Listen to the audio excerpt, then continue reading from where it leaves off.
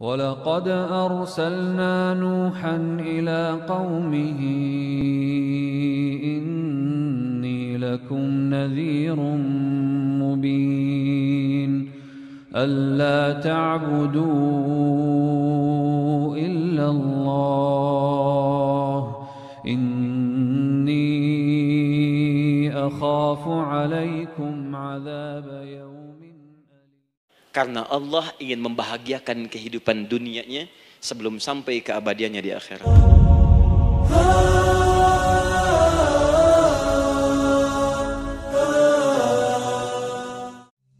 Jadi yang pertama, dalam perjanjian 4 bulan ini, pertama ada komitmen bersyahadat menuhankan Allah. Tapi yang kedua, ini yang dahsyat. Perhatikan kalimatnya, fokus. Saat Allah memperkenalkan dirinya dalam kandungan kita usia 4 bulan itu, dengan nama apa Allah memperkenalkan dirinya? Coba lihat ayatnya. Alastu bi rabbikum, dengan nama Rabb.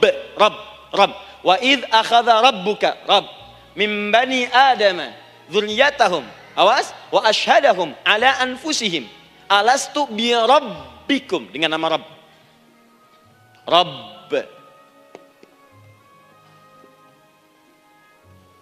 Nah, ibu sekalian, kata Rabb ini itu berasal dari kata ar-rububiyah. Ar-rububiyah yang berarti sifat merawat, memberikan semua kebutuhan. Saya ulang ya. Merawat, memberikan semua kebutuhan. Sudah? Menyayangi,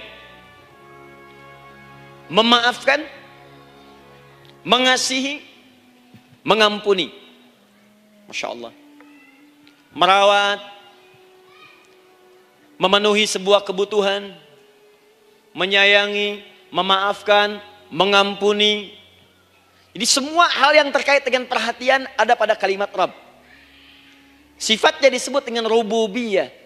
Zat yang memperhatikannya disebut dengan Rabb, namanya Rabbun. Baik.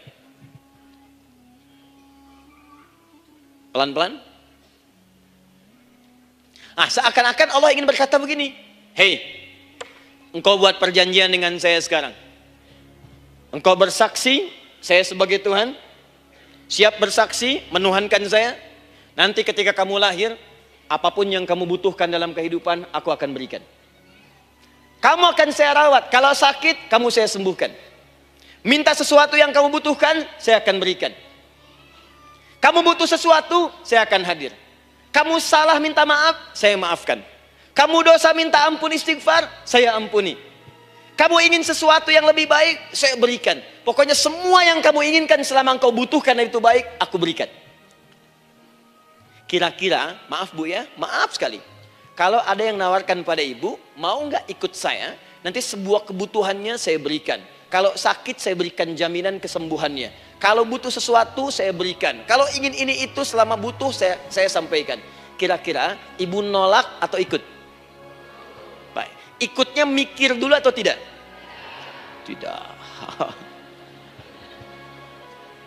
Jangankan yang tinggi-tinggi Bu ya. Suami aja nawarkan. Mah mau nggak ikut papa? Papa nanti kasih handphone S10.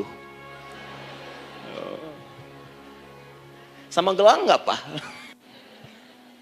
Ikut ya. Dan tanpa pikir.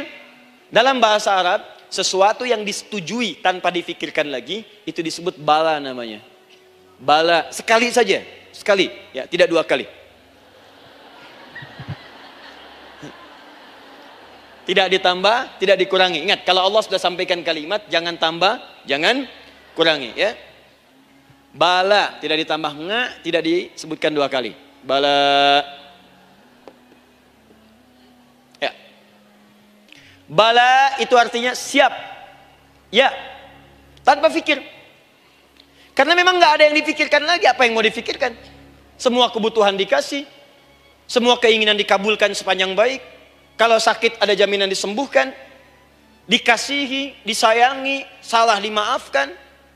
Ya, kalau dosa diampuni, apalagi yang kurang, nggak ada aib, nggak ada yang kurang, sempurna semua. Kita katakan bala tanpa fikir. Karena itu, perhatikan, setiap kita kemudian, ibu sekalian, datang terlahir ke bumi, mengalami kehidupan, fitrah kita setiap mendapatkan kebutuhan, kita akan menyebut nama Allah Subhanahu wa Ta'ala dengan nama yang telah dijanjikan itu. Silakan ibu cek. Bukankah ibu ketika ada kesulitan memohon kepadanya? Ya Allah, tolong sembuhkan ya Allah. Ya Allah, lancarkan ya Allah. Ya Allah, sukseskan suami saya. Ya Allah, tenangkan kehidupan rumah tangga kami. Ya Allah, anugerahkan solusi. Ya Allah, sembuhkan ibu saya. Semua minta kan? Dan dahsyatnya, ketika ibu memohon kepada Allah itu, ibu gunakan kalimat yang telah disepakati ketika Allah sampaikan kepada kita. Rabb, Rabb, Rabb. Perhatikan, kalau ibu berdoa, doa apa paling favorit? Rabbana atina fid dunya hasanah, fil akhirati hasanah, wa qina. Doa apa itu? Sapu jagat. Bu bayangkan, Nabi aja nggak tahu tuh istilah itu sapu jagat. Ibu tahu? Wah, Masya Allah, Indonesia kreatif. Luar biasa. Ada doa sapu jagat, nggak ada doa sapu nggak ada jagatnya, ada doa jagat nggak ada sapunya. Pokoknya luar biasa lah. Ya, lihat, bukankah kalimatnya dibuka dengan Rabb?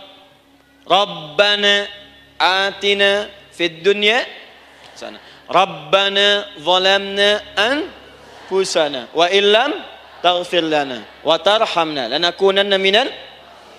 La yukallifullahu nafsan illa laha ma kasabat wa 'alaiha mak.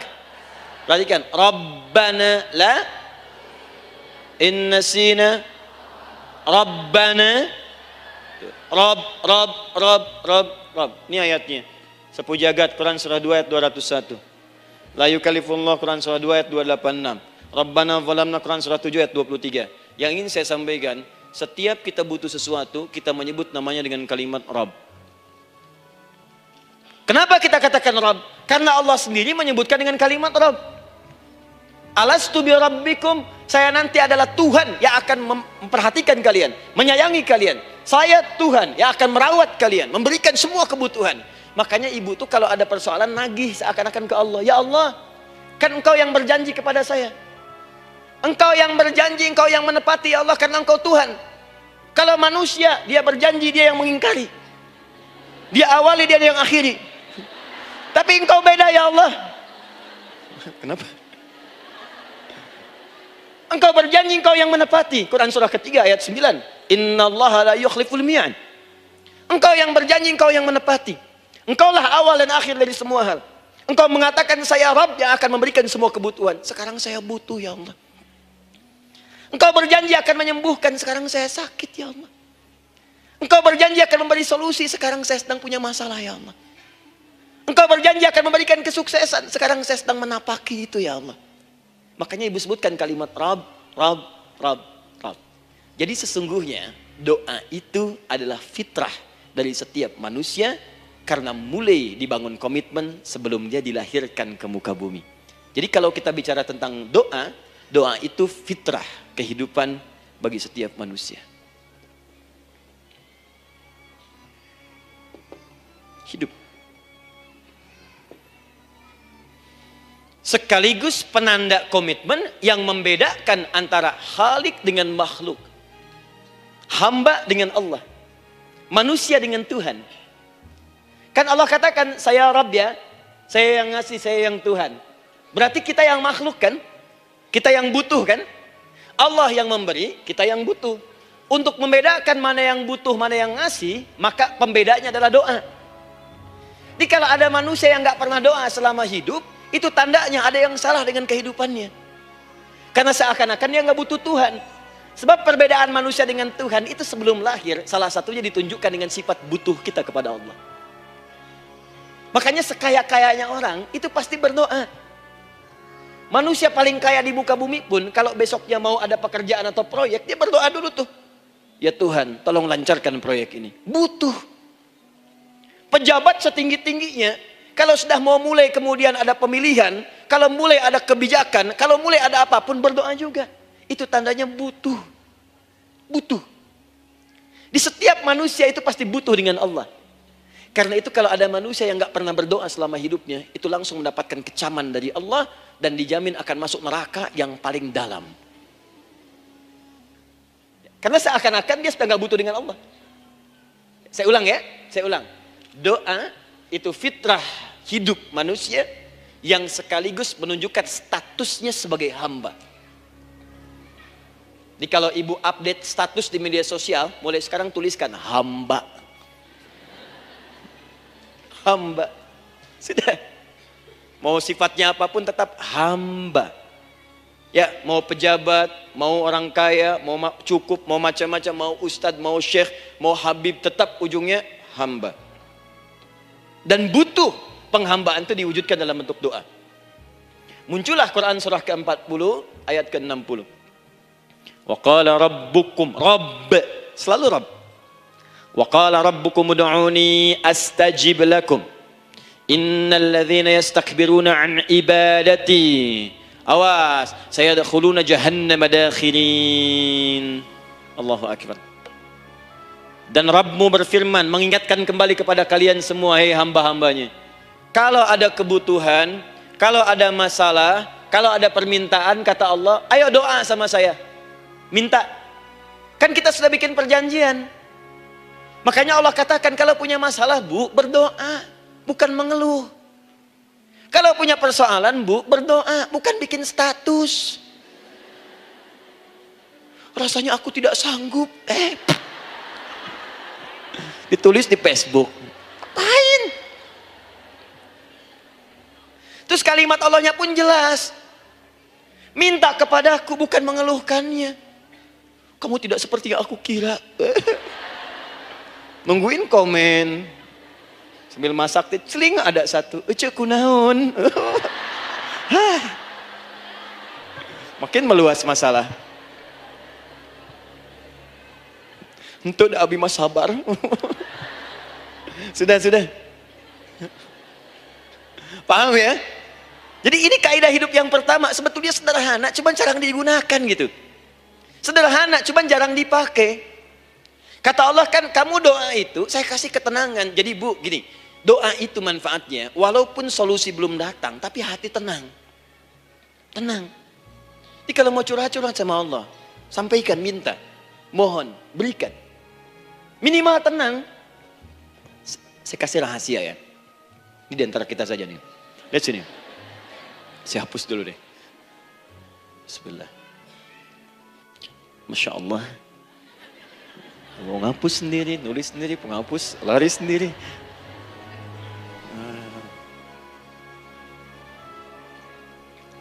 Bismillah. Oh ini ada dua ya. Sini. Baik. Buka Quran surah 7 ayat 205. Quran surah 7 ayat 205. Doa itu disebut zikir di ayat itu. Jadi kalau ibu sedang berdoa, itu sedang berzikir.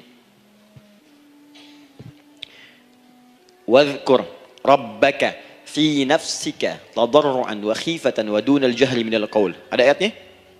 Oke. Pakai Rabb lagi kan? Wadhkur rabbaka. Kalau engkau punya masalah, kata Allah, sekecil apapun. Di rumah tangga kah, di kantor kah, kehidupan sosial kah. Kata Allah, ayat sebut, minta kepada Allah. Berdoa. Doa disebut dengan zikir. Zikir itu semua kegiatan yang membuat kita ingat Allah. Zikir. Baca Quran, zikir. Dalilnya Quran surah ke-15 ayat 9. Inna nahnu nazzalna dzikra. Kami turunkan Al-Quran sebagai zikir.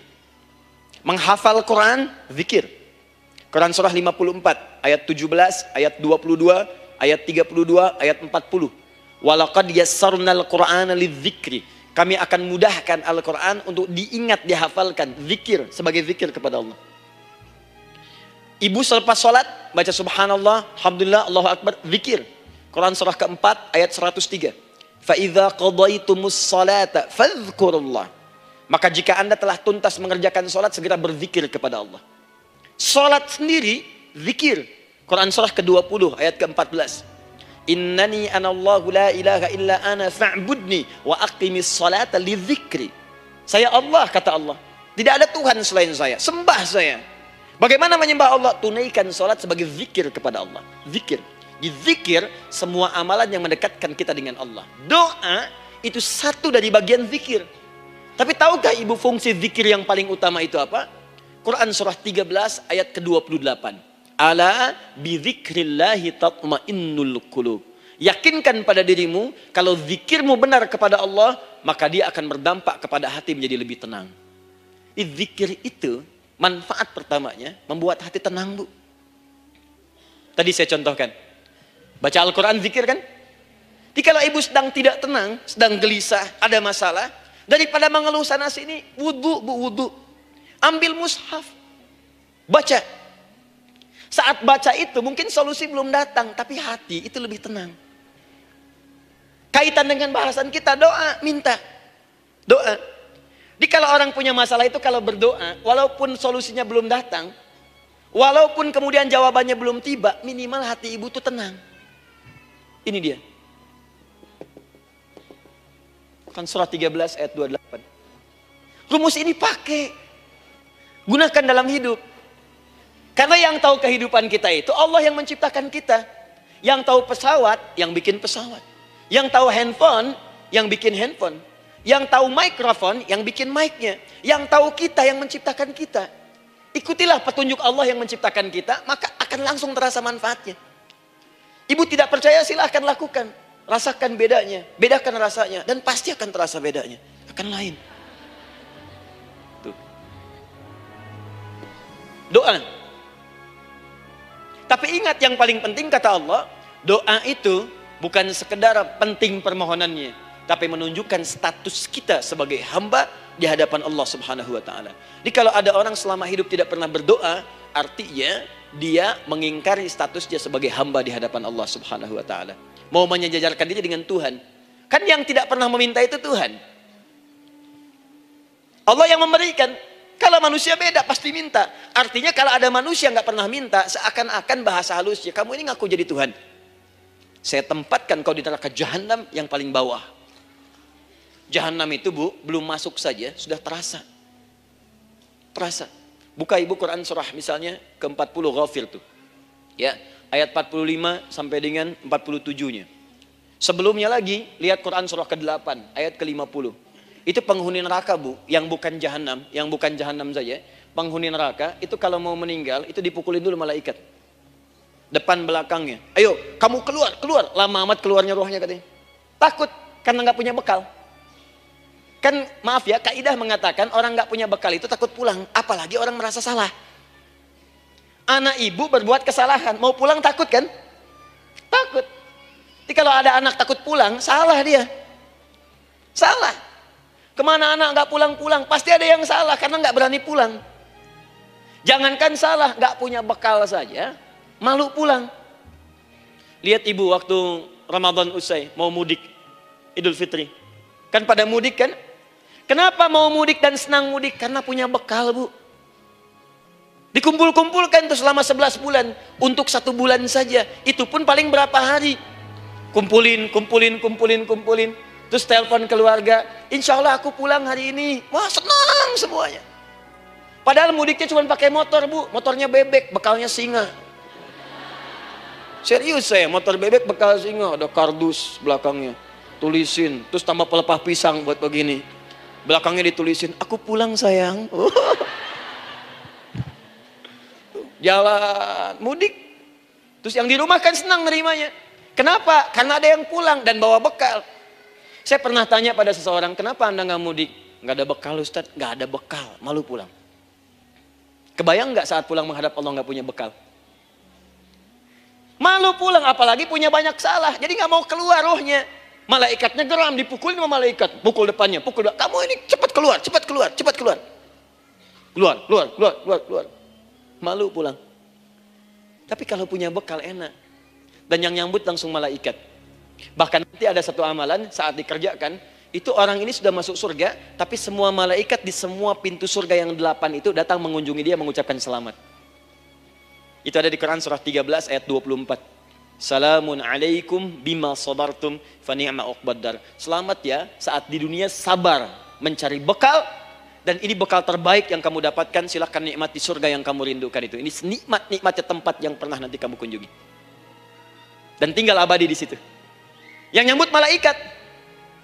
Bayangkan semua malaikat, Bu. Semua malaikat dari pintu surga datang nyambut dia. Wah, Masya Allah, malaikat Jibril, Israfil, malaikat maut. Maaf ya, dicabut kemarin. Biasa, selamat. Dunia aja kalau ada yang nyambut senang kan? Rumah dicat, datang, sambut depan rumah, semua hidangan ada, Masya Allah. Bahkan yang tidak ada jadi ada, luarnya kongwan, dalamnya rangginang gitu kan, wah, muncul semua. Paham ya?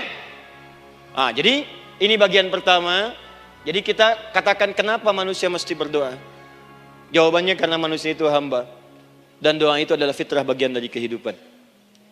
Kenapa manusia mesti berdoa? Karena ada komitmen dari Allah. Setiap dia mendapatkan sebuah persoalan, maka Allah akan jawab dan berikan jawaban dari semua persoalannya. Jalan mendapatkan jawaban itu adalah doa. Kenapa manusia mesti berdoa? Karena dia butuh dengan Allah. Dan puncaknya, kenapa dia mesti berdoa? Karena Allah ingin membahagiakan kehidupan dunianya sebelum sampai keabadiannya di akhirat. Jadi ketika kita berdoa, sebetulnya kebaikan untuk kita karena Allah ingin kita bahagia. Ingin mudah hidupnya. Jadi kalau ada orang nggak berdoa, sesungguhnya dia sedang menyulitkan diri sendiri dalam kehidupan dunianya sampai ke akhiratnya. Jelas sampai di sini? Masya Allah. Alhamdulillah. Baik, kalau sudah paham, saya hapus ini. Kita masuk bagian yang kedua.